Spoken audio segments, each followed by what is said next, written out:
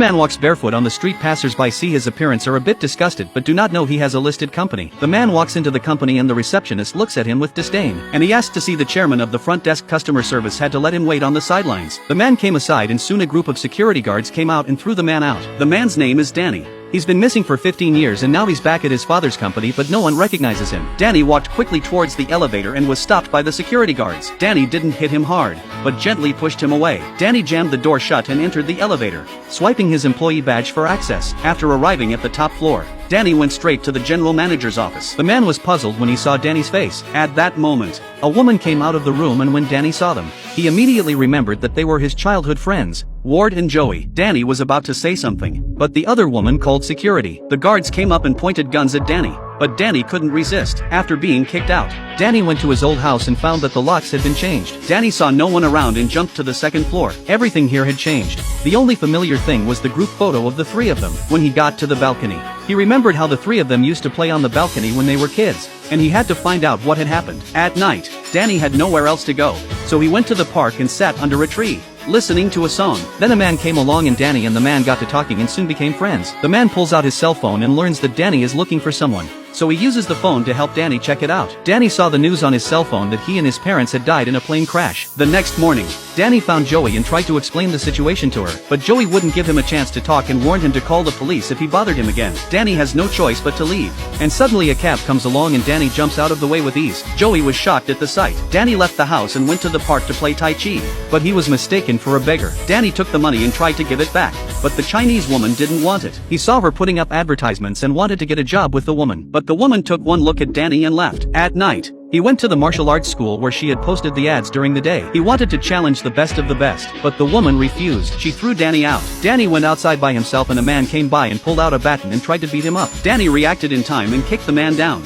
only to realize that the man was Ward's bodyguard. 15 years ago, Danny and his parents were on a plane that crashed. His mother came to Danny's side to comfort him. Suddenly, the plane broke apart and his mother was sucked out of the plane by the turbulence. When Danny woke up, he was lying in the snow with two monks standing in front of him. The doctor found Danny's story a little hard to believe, but listened patiently. After recording Danny's story, the doctor left the room, leaving Danny to struggle alone. The next day Danny sat on his bed and the doctor brought in a patient to show Danny around the hospital. When Danny came out, he realized it was a mental hospital. The old man was so bad he started to pick on one of the patients. The patient gets angry and stands up to teach the old man a lesson. Danny punched the man and knocked him down. It was an accident or nothing. A bunch of doctors hold Danny down and tie him to the bed and give him a bunch of pills and Danny falls back into a coma. The patient came back to Danny and told him he had to get out of this place. The old man told Danny that he could only help him call his family or friends. Then he untied Danny and took him to make a phone call in secret. Danny called the Chinese woman and asked her to come to the asylum and get him out. But the Chinese woman said why should she save him? Danny's thinking was simple. She was the only one who didn't want to kill him. But the woman didn't want to offend the richest family in New York for someone she'd only met once. Danny hung up the phone and fell into despair. What Danny didn't know was that his every move at the hospital was being watched by the Ward boys. According to Danny's account,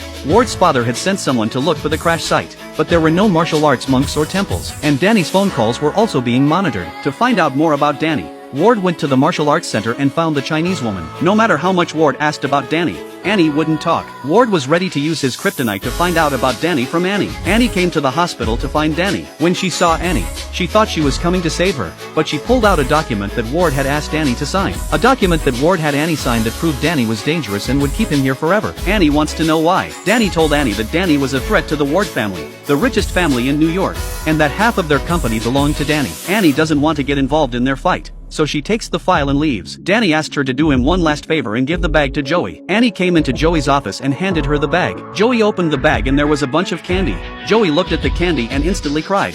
She finally believed that the man was really her childhood friend, Danny. Annie dropped the bag of papers and told Joey to tell her brother Ward that she wasn't signing the papers. Ward came by and bumped into Annie as she was leaving. The man concentrated his power in his fist and walked out of the room. Danny slammed his fist into the iron door. The iron door was instantly blasted into slag. Ward's father, Charlie, was stunned when he saw it on the monitor. Danny escaped from the hospital. The next day, Danny went back to the house he used to live in.